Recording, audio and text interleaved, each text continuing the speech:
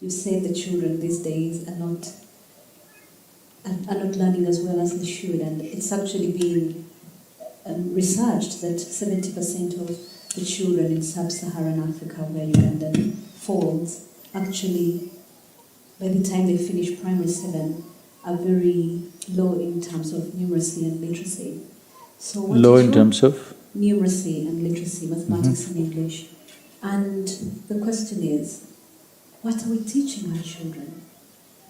Are we teaching them things that are going to help them in their daily life when they grow up? What can we do to improve our education system?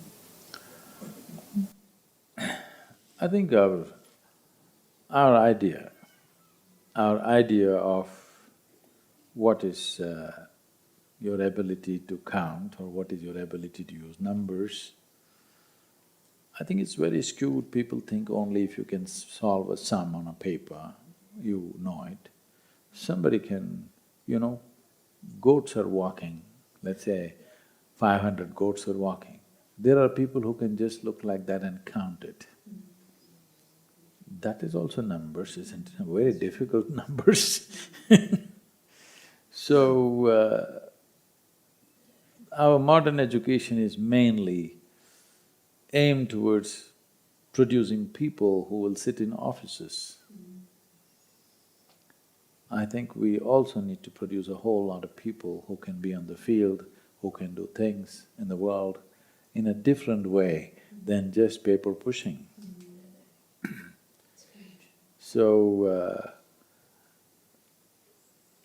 I think right now the education system is trying to put everybody through the same hoops without having any sense of what is a particular child's aptitude. There is no system to gauge aptitude. Everybody is put through the same things, and if you're not able to do a particular thing, you get branded as a dull child. I must tell you this maybe. My father being a physician, being in India there's only one… now things are changing, but at least when we were growing up, education means you must become a doctor, okay? If you're a failure, you become an engineer, all right? If you don't do that, you're illiterate. That's how it is understood. Now, of course, they've all become IT professionals information technology has become big. Otherwise, when we were growing up, education means medicine. If you fail, you become an engineer. If you don't do that, that means you're nothing. So, that's definitely my father's view also, because he is a physician and his idea of life is that you must be a physician.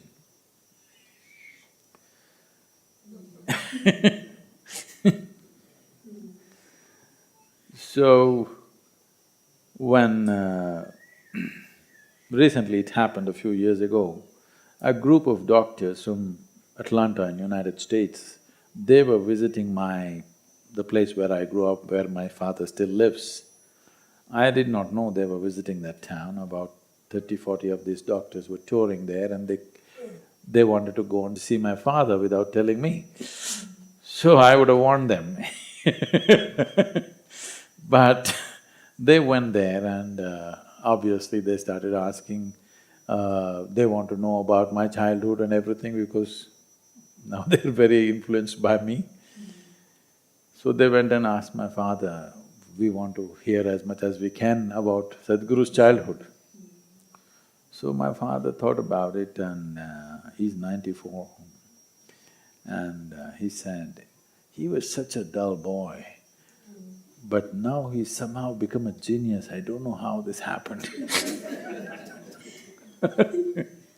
So the moment you cannot do those hoops that they have set up for you in the school, you become a dull boy. What else you can do? Nobody explores. You must be able to do this, this and this, otherwise you're a dull boy. Maybe you're able to do something else, but nobody's interested in that.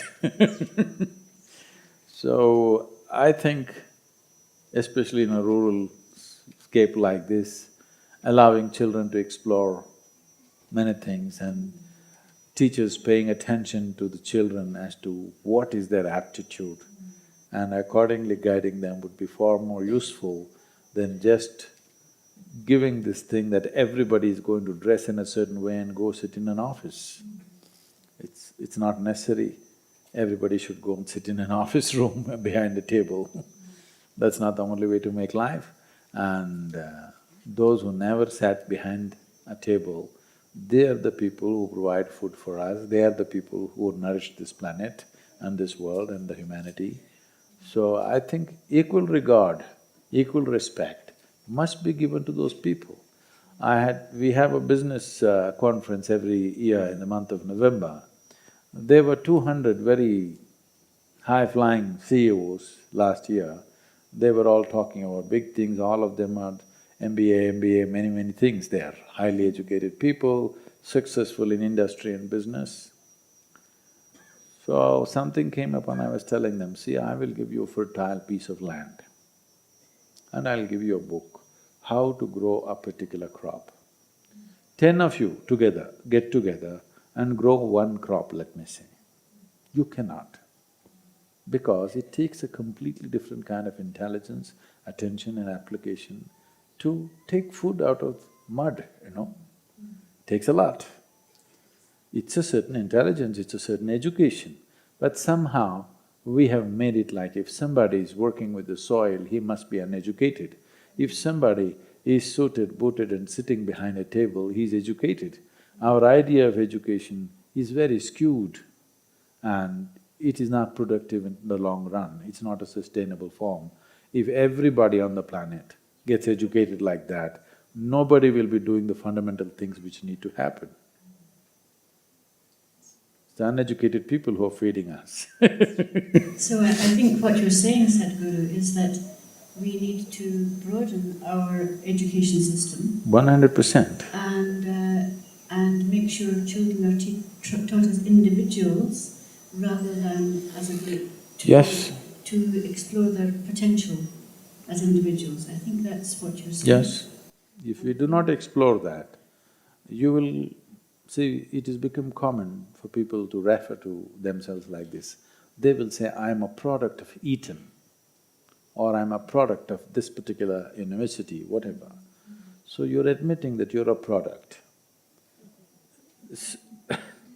So, a product can be packaged and sold and whatever, but a product will not grow. The idea of a school is to cultivate a child in such a way that the child can grow to his or her full potential. Potential need not necessarily mean going out and making so much money. Potential means as a human being, you became a full-fledged human being and whatever you do is of a certain quality because of your involvement and your attention. Education as information is just a little bit of addition.